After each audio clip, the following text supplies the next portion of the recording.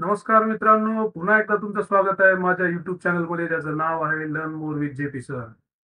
आजचा जो आपला टॉपिक आहे मित्रांनो, तो खूप महत्त्वाचा आहे. तुम्हा सगळ्यांना माहीत आहे 2019 वर्डची आपली सीरीज चालू आहे, ज्याच्यामध्ये आपण वर्ड एकदम डिटेलमध्ये शिकत आहोत. आजच्या व्हिडिओमध्ये आपण रेफरन्स मेनू पाहणार आहोत मित्रांनो, जो की खूप इम्पोर्टंट मेनू आहे. चला तर जास्त वेळ वाया न घालवता आपण आपल्या स्क्रीनवर जाऊया आणि आपल्या व्हिडिओला सुरुवात करूया.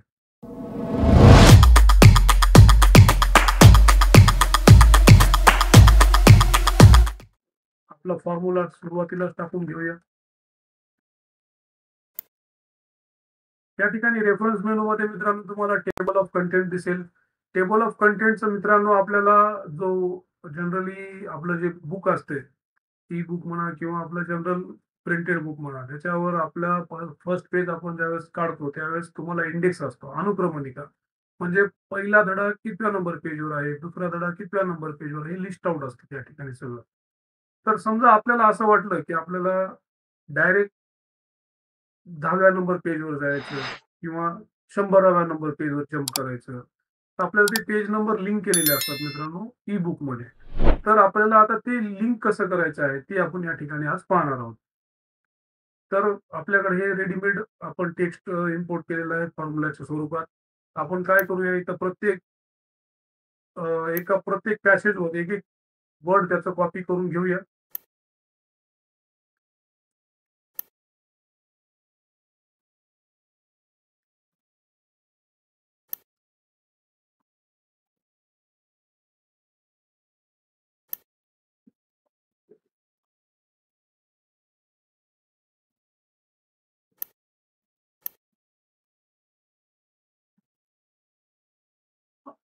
आता आपण काय करायचं, की प्रत्येक जे आपण सिंगल वर्ड त्या ठिकाणी कॉपी केलं होतं, त्याला आपण सिलेक्ट करायचं.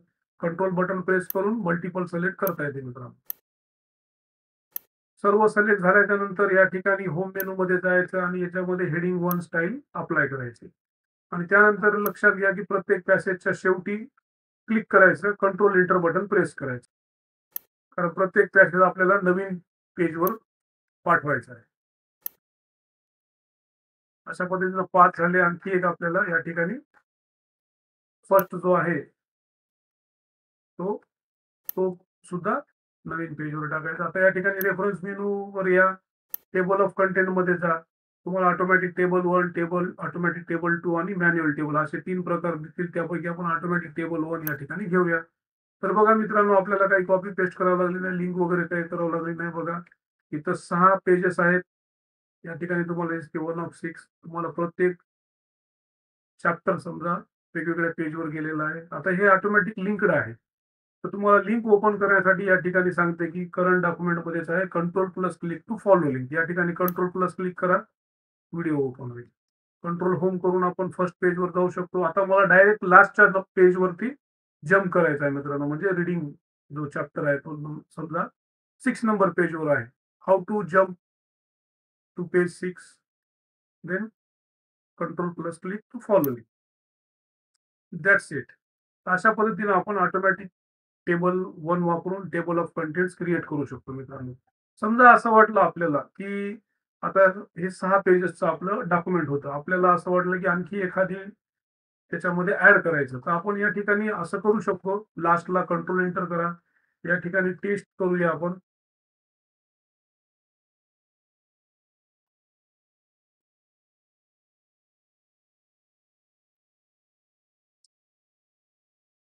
बघा मित्रांनो, याच्या पण याला पहिल्या वर्डला आपण हेडिंग देऊया.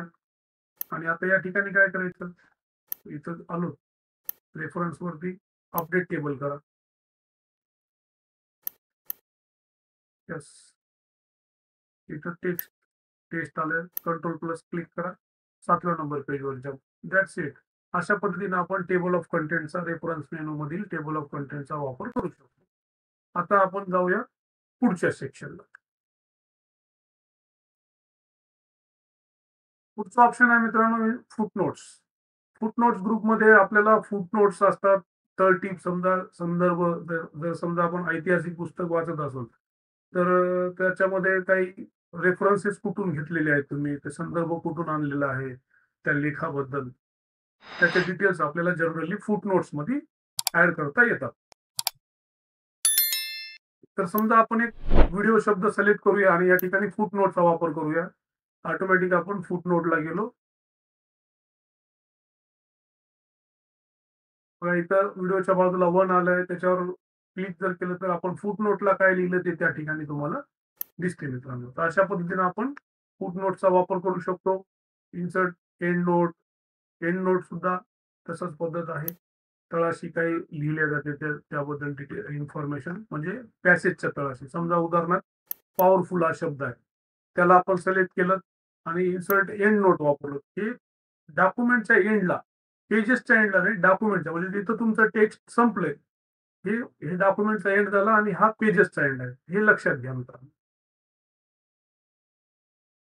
हे पेजेसच्या ज्या ठिकाणी तुमचं टेक्स्ट संपलंय, टेक्स्ट लिहिलेलं, त्या ठिकाणी आपण ते एंड नोट इन्सर्ट केली आणि पानाच्या शेवटी, पेजच्या शेवटी फुटनोट इन्सर्ट केलेली आहे मित्रांनो.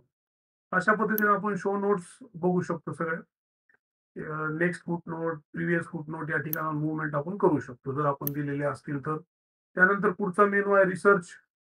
त्याच्यामध्ये आपण स्मार्ट लूपचा वापर करू शकतो मित्रांनो. एखाद्या शब्दाबद्दल विशेष माहिती जर आपल्याला घ्यायची असेल, समजा व्हिडिओ शब्द आपण सिलेक्ट करूया, स्मार्ट लूपवर क्लिक केलं तर ते आपल्याला डिटेल इन्फॉर्मेशन देते. माझ्या इकडं थोडंसं प्रॉब्लेम आहे मित्रांनो. तुम्ही तुमच्या पीसीवर यूज करून बघू शकता. अदरवाईज तुम्ही ऑनलाईन गुगलला विचारून पण इन्फॉर्मेशन घेऊ शकता. आपण एखाद्या शब्दाबद्दल विशेष माहिती या स्मार्ट लूपच्या मार्फत शोधू शकतो. पुढचा ऑप्शन आहे इन्सर्ट सायटेशन. इन्सर्ट सायटेशन मध्ये समजा आपण एखादी आर्टिकल लिहिलंय, तर त्या आर्टिकलच्या जे कोणी ऑथर आहेत किंवा तर कुठून ते तुम्ही रेफरन्स मिळवले आहेत, त्याबद्दल तुम्ही डिटेल्स इन्फॉर्मेशन टाकू शकता. समजा आपण हा पॅरेग्राफ आहे. हा पॅरेग्राफ आपल्याला कुठल्या रेफरन्स वरून आला किंवा आपण कोणत्या पुस्तकातून ते भेटलाय त्याच्याबद्दल आपण इन्फॉर्मेशन या सायटेशन मध्ये लिहू शकतो. ऍड न्यू सोर्स करा.